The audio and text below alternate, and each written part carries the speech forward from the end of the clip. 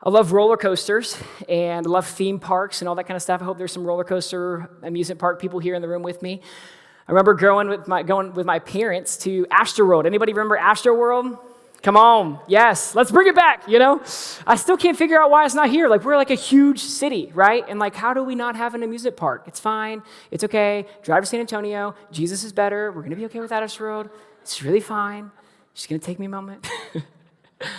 But I love roller coasters. And I love the rides, I love the crazy ones, with all sorts of loops and turns and stuff. And there's lots of different kind of people on the rides. There's some people who just like to keep their hands like this the whole time, or immediately they're like clenching onto the rail because they're a little bit scared of every single ride. Even the ones that only go like this, they're like, There's some of you that's like that. It's okay, no worries. But I like to, kind of put my hands up, kind of one of those kind of people who thinks they're like real strong and courageous. Like, oh, I'm gonna put my hands up. It's gonna be awesome. It's gonna be cool. Get the thrill of it. Well, let me tell you what really gets to me is whenever those rides start going, I'm like, okay, I got my hands up, it's all good. But man, sometimes those roller coasters, like I put my hands up and I think I'm gonna hit the rail, you know what I'm saying? Or it's like going so fast and it's not just kind of a cute little loop, it's like a real tight loop. And I'm like, whoa, my bottom's off the seat. I'm not sure if I'm gonna be able to make it. And so what I do in that moment is I go from hands up to hands on the rail real quick. And that's the picture in this passage. That in the roller coaster of life that we're all experiencing right now, that in the ups and the downs and the loops and the turns that we are navigating in this time and in this year, that we would hold on to the hope that we have in Christ Jesus.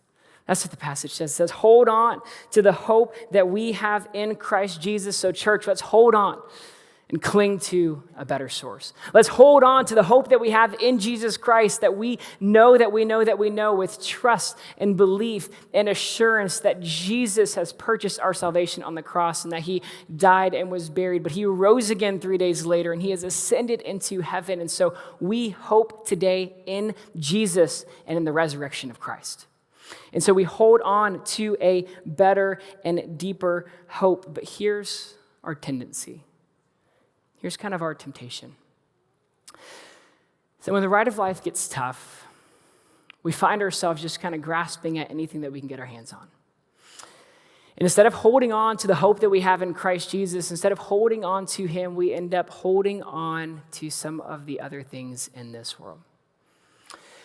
We start grasping at things that are a little bit easier to hold on to or convenient, things that are a little bit more tangible. So we hold on to some superficial hopes, some false hopes. And what those are is, it's like grasping at the air and holding on to nothing.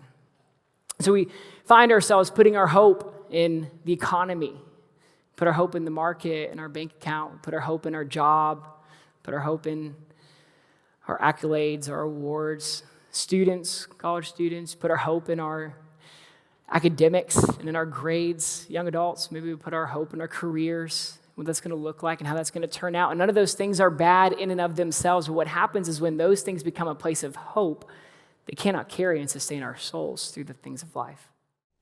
Hey, thanks for watching. To find out more about Houston's First, you can subscribe to our channel or you can go to houstonsfirst.org.